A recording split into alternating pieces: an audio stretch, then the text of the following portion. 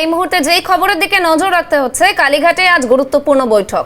লোকসভার ফলাফলের চুলচেরা বিশ্লেষণ হবে এই বৈঠকে থাকবেন মমতা, অভিষেক। বৈঠকে ডাকা হয়েছে 29 জন জয়ী সাংসদকে। এছাড়া উপনির্বাচনে জয়ী 2 বিধায়ক থাকবেন এবং বৈঠকে যোগ দিতে এসেছেন ইতিমধ্যেই প্রসূন বন্দ্যোপাধ্যায়, মিতালি বাগ, হাজি নুরুল সহ অন্যান্য জয়ী প্রার্থীরা।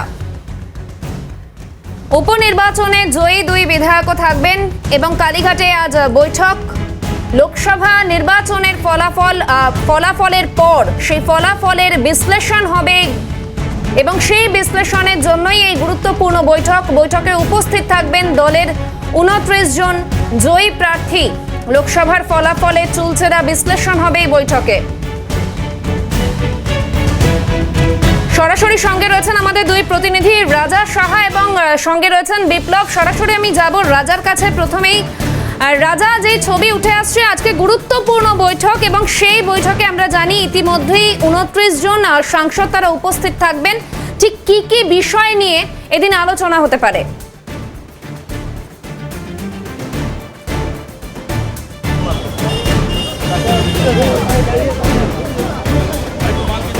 দেখো, তোমায় বলি যে আর কিছুক্ষণের মধ্যেই বৈঠক শুরু হবে। বিকেল 4টে বেজে গিয়েছে। দেখো, মুখ্যত তোমাকে বলি যে 42টি আসনের 42 জন প্রার্থী তারাই কিন্তু আজকে এখানে উপস্থিত হয়েছেন। তার মধ্যে 29 জন জয়ী প্রার্থী লোকসভা ভোটের, তারা যেমন এসছেন, একই সঙ্গে আরও বাদবাকি আসনগুলির যারা বিজিত প্রার্থী, যারা পরাজিত হয়েছেন, তারাও কিন্তু এখানে এসছেন। একই সঙ্গে তোমাকে বলি যে একাধিক জেলার, প্রায় প্রত্যেকটি জেলা সভাপতি তারা কিন্তু এখানে এসছেন। ইলেকশন নির্বাচনের জন্য গঠিত যে চেয়ারম্যান, সেই কমিটির চেয়ারম্যান তারাও কিন্তু এখানে এসছেন। রাজ্যের একাধিক মন্ত্রী তারাও কিন্তু আজকের এই যে বৈঠক, সেই বৈঠকে উপস্থিত হয়েছেন। দেখো, মুখ্য বিষয় আজকে কি হতে পারে, যেমনটা মনে করা হচ্ছে যে আজকে লোকসভায় বিরোধী দলের তৃণমূল কংগ্রেসের দলনেতা কে হবেন তা কিন্তু আজকে এই বৈঠক থেকে ঠিক করে দিতে পারেন তৃণমূল নেত্রী মমতা বন্দ্যোপাধ্যায় নিজে। এবং একই সঙ্গে তোমাকে বলি যে বেশ কিছু আসন নিয়ে কিন্তু চুলচেরা বিশ্লেষণ হবে বলে এখনো পর্যন্ত সূত্র মারফত খবর পাওয়া যাচ্ছে। তার মধ্যে তোমায় বলি যে পূর্ব মেদিনীপুর জেলার কাথি লোকসভা আসন, এখনো পর্যন্ত তুমি জানো যে কাথি লোকসভা আসন নিয়ে যেভাবে দলের মধ্যেই হারের পর উত্তম বারিক, সেই কাথির যিনি তৃণমূল প্রার্থী ছিলেন, তিনি যেভাবে সরাসরি অভিযোগ করেছেন একের পর এক নেতৃত্বের বিরুদ্ধে, তা নিয়ে কিন্তু রীতিমতো এই মুহূর্তে তরুণ জানা বনাম উত্তম বারিক, কখনো অখিলগিরি বনাম উত্তম বারিক, তাই চর্চা কিন্তু ক্রমাগত একেবারে চরমে পৌঁছেছে। এই পূর্ব মেদিনীপুর জেলা থেকে ইতিমধ্যে কিন্তু একাধিক নেতৃত্ব তারা এখানে এসে উপস্থিত হয়েছেন। আজকের মমতা বন্দ্যোপাধ্যায় তাদের উদ্দেশ্যে ঠিক কী বার্তা দেয় সেটা কিন্তু দেখার। একই সঙ্গে তোমাকে বলি যে লোকসভার ফলাফল আমরা যদি পর্যালোচনা করি তাহলে দেখতে পাবো যে একের পর এক গুরুত্বপূর্ণ শহর, সেই শহরের পুরসভা, পৌর অঞ্চল, সেই পৌর অঞ্চলে কিন্তু ভরাডুবি হয়েছে তৃণমূল কংগ্রেসের। অশোকনগর পুরসভা, নাম করে বলা যেতে পারে রায়গঞ্জ পুরসভা, একাধিক পুরসভায় কিন্তু ভরাডুবি হয়েছে শাসক দলের। এই কেন পরাজয় হলো তা নিয়ে কিন্তু আজকে চুলচেরা বিশ্লেষণ হবে। পাশাপাশি তোমাকে বলি যে যদি বিষ্ণুপুর লোকসভার ক্ষেত্রে আমরা তাকাই তাহলে দেখতে পাবো যে শহর বিষ্ণুপুর এবং পার্শ্ববর্তী কতুলপুর, হরকালী প্রতিহার, যিনি বিজেপি থেকে যোগদান করেছিলেন তৃণমূল কংগ্রেসে, সেখানে কেন ভোটের পার্সেন্টেজ কমলো বিধানসভা ভোটের তুলনায়, সেই গোটা বিষয় কিন্তু আজকে চুলচেরা বিশ্লেষণ হবে বলে জানা যাচ্ছে।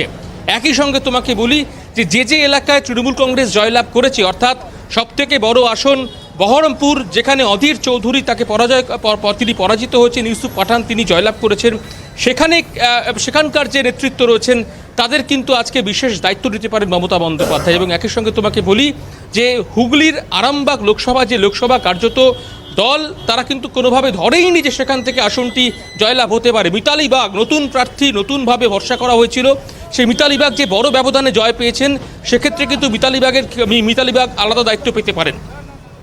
এখন একটা জল্পনা এই মুহূর্তে কিন্তু চলছে, লোকসভার দলনেতা সেখানে কি পরিবর্তন আনতে পারেন তৃণমূল নেত্রী?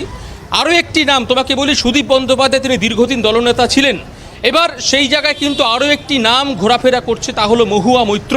তুমি জানো যে মহুয়া মৈত্রকে যেভাবে সংসদ থেকে বের করে বহিষ্কার করা হয়েছিল এবং সেই মহুয়া মৈত্র তিনি আবার জয়লাভ করেছেন, সেই মহুয়া মৈত্রকে কি বিশেষ দায়িত্ব দিতে পারেন লোকসভার ক্ষেত্রে দলনেত্রী মমতা বন্দ্যোপাধ্যায়? আমরা মহুয়া মৈত্রর ক্ষেত্রে দেখতে পেয়েছি মুখ্যমন্ত্রী তথা তৃণমূল সুপ্রিমো মমতা বন্দ্যোপাধ্যায় তিনি যখন যাদবপুর এইডিবি থেকে একেবারে তোমাকে বলি সুকান্ত সেতু থেকে তিনি মিছিল করেছিলেন গোপালনগর পর্যন্ত, সেখানে মহুয়া মৈত্র শুরু থেকে শেষ পর্যন্ত তিনি কিন্তু মুখ্যমন্ত্রী মমতা বন্দ্যোপাধ্যায়ের পাশে ছিলেন। তাহলে কি এবার লোকসভায় দলনেতার ক্ষেত্রে পরিবর্তন আনতে চলেছে দল? এই প্রশ্নটিও কিন্তু এই মুহূর্তে ঘুরছে। অর্থাৎ সব মিলিয়ে তোমাকে বলি 4টে বাজে বৈঠক শুরু হয়ে গিয়েছে। অভিষেক বন্দ্যোপাধ্যায় ঢুকে গিয়েছেন, পৌঁছে গিয়েছেন মমতা বন্দ্যোপাধ্যায় নিজেও, এবং একই সঙ্গে তোমাকে বলি যে একের পর এক বিধায়ক সাংসদ তারা প্রত্যেকের ভেতরে প্রবেশ করেছেন। রয়েছেন কুণাল ঘোষ, রয়েছেন পরেশ পালের মতো নেতৃত্ব। সব কিছু মিলিয়ে আজকে চুলচেরা বিশ্লেষণ কিন্তু হবে এই বৈঠকে।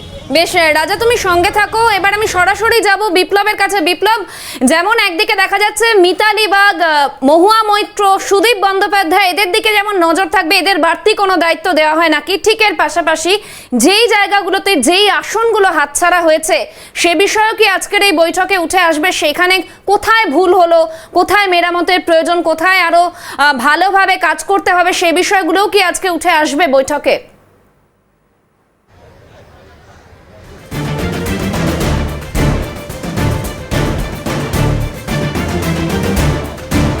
একদমই, দেখো যে আর কিছুক্ষণের মধ্যেই কালীঘাটে গুরুত্বপূর্ণ বৈঠক, এবং এই বৈঠক মোটামুটি অভিষেক বন্দ্যোপাধ্যায় এবং মমতা বন্দ্যোপাধ্যায় করবেন।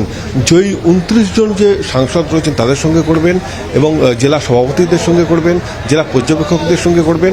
এই যে বৈঠক, সেই বৈঠকে মূলত যে আমরা দেখছি কয়েকজন পরাজিত প্রার্থী তারাও এসেছেন, সুজাতা মণ্ডল সহ অন্যান্যরা, এবং এই বৈঠক থেকে মূলত যে চুলচেরা বিশ্লেষণ করা হবে যে কোন কোন জায়গায় পরাজিত হয়েছে তৃণমূল কংগ্রেস এবং কেন পরাজিত হয়েছে, কি কারণে হয়েছে। এবং বিশেষ করে আমরা দেখেছি বিভিন্ন এলাকাতে তৃণমূল কংগ্রেস জয়ী হয়েছে, কিন্তু বিভিন্ন বিধানসভা বুথে পিছিয়ে ছিল, এবং সেই পেছানোর কারণটা কি, কেন কোন ওয়ার্ডে পিছিয়েছে, কোন পুরসভাতে পিছিয়েছে, কোন মহকুমাতে পিছিয়েছে, টোটাল চুলচেরা বিশ্লেষণ করবেন কিন্তু মমতা বন্দ্যোপাধ্যায়, অভিষেক বন্দ্যোপাধ্যায়। এবং জেলা সভাপতিদের কিন্তু সেই কারণে ডাকা হয়েছে। জেলা সভাপতিরা একটা রিপোর্ট তৈরি করেছে, ও সেই রিপোর্ট তারা প্লেস করবে শীর্ষ নেতৃত্বের সামনে। শীর্ষ নেতৃত্ব এই বিশ্লেষণ করে কিন্তু তারা আনুষঙ্গিক সিদ্ধান্ত নেবে, এবং পরবর্তী যে পর্যায়ে কি করতে হবে সেই যে পথ, সেই পথটা বাতলে দেবেন, এমনটাই কিন্তু মনে করা হচ্ছে। এবং এই যে আজকে যে বৈঠক, সেই বৈঠক থেকে পরবর্তী 2026-এর যে বিধানসভা নির্বাচন, সেই বিধানসভা নির্বাচনের আগে যে লোকসভা ভোটের যাতে পুনরাবৃত্তি না ঘটে, বিশেষ করে যে আসনগুলোতে পিছিয়ে রয়েছে বিজেপি, তৃণমূল কংগ্রেস পিছিয়ে রয়েছে যে আসনগুলোতে, যে ওয়ার্ড বা মহকুমা বিধানসভাতে, সেই ওয়ার্ডগুলোতে কেন একেবারেই অবশ্যই পুরো বিষয়ের দিকে নজর রাখো। আপাতত তোমায় ধন্যবাদ বিপ্লব, ধন্যবাদ জানাই আমাদের অপর প্রতিনিধি রাজা সাহাকে।